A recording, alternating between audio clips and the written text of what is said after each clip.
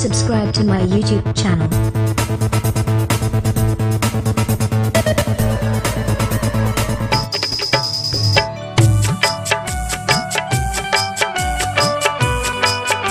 जे माई 9 महीना अपना घर में ढोली, वो माई बाप के भूल के ससुराल में रह रहल बारे।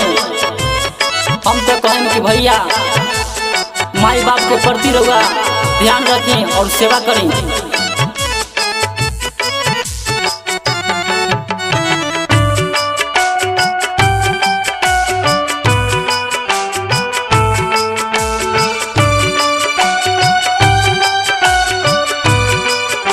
Recording studio Govindchak. बबुआ भुलाइल बार कवना दुनियादारी में, बबुआ भुलाइल बार कवना दुनियादारी में। माई बाप छोड़ के रहेला ससुरारी में, माई बाप छोड़ के रहेला ससुरारी में। बबुआ भुलाइल बार कवना दुनियादारी में, बबुआ भुलाइल बार कवना दुनियादारी में। माई बाप छोड़ के रहेला ससुरारी में, माई बाप छोड़ के रहेला ससुरारी में। माई बाप के प्यार दुलार पहुँचे, भाई भौजाई के प्यार दुलार पहुँचे, गांव नगर समाज के प्यार दुलार पहुँचे। जे ससुराल में रह रहल बारे ओकरा ऊपर ज्यादा हम कुछ ना कहें, हम ये कहें कि माई बाप के सेवा करी।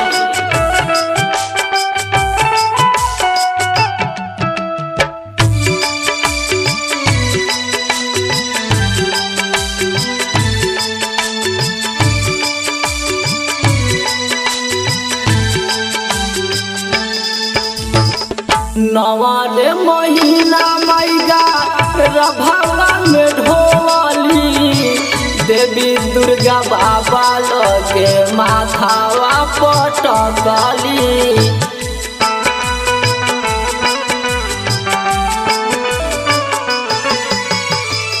नवाले महीना माईगा रभावा में ढोली, देवी दुर्गा बाबा लगे माथावा पटकली।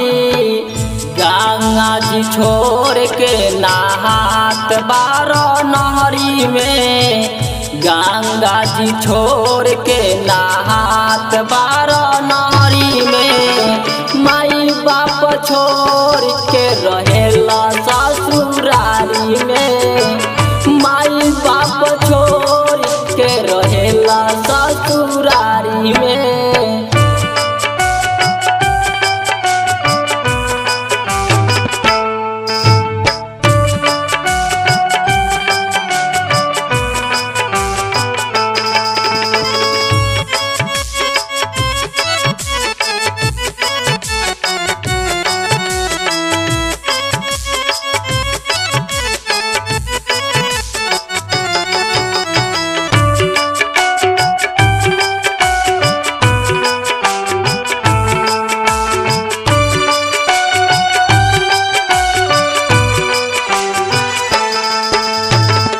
बाप के कमाई सब माटी में मिलावाला, साली के नाम से एटीएम खोलवाला।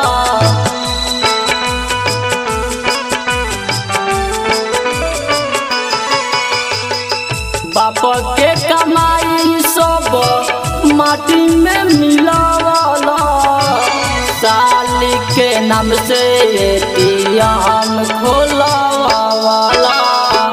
पैसा जमा कर खूब बैंक सरकारी में, पैसा जमा कर खूब बैंक सरकारी में। माई बाप छोड़ के रहेला ससुरारी में, माई बाप छोड़ के रहेला ससुरारी में।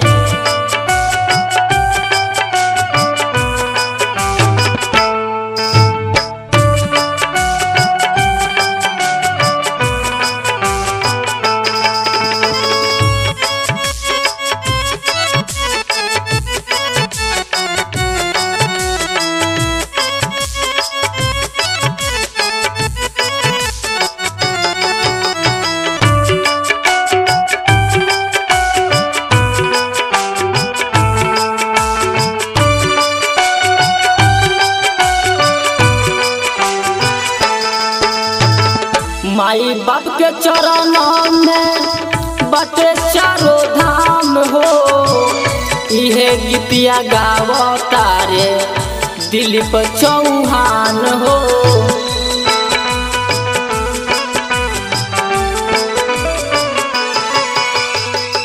माई बाप के चरण में बाटे चारों धाम हो। इहे गीतिया गावता रे दिलीप चौहान हो। गुरु वकील जी कहने भगवाना बुढ़ारी में। गुरु वकील जी कहने भगवाना बुढ़ारी में। माई बाप छोड़ के रहेला ससुरारी में। माई बाप छोड़ के रहेला ससुरारी में। बबुआ भुलाइल बार कवना दुनियादारी में। बबुआ भुलाइल बार कवना दुनियादारी में। माई बाप छोड़ के रहेला ससुरारी में। माई बाप छोड़ के रहेला ससुरारी में। माई बाप छोड़ के रहेला ससुरारी में। माई बाप छोड़ के रहेला ससुरारी में।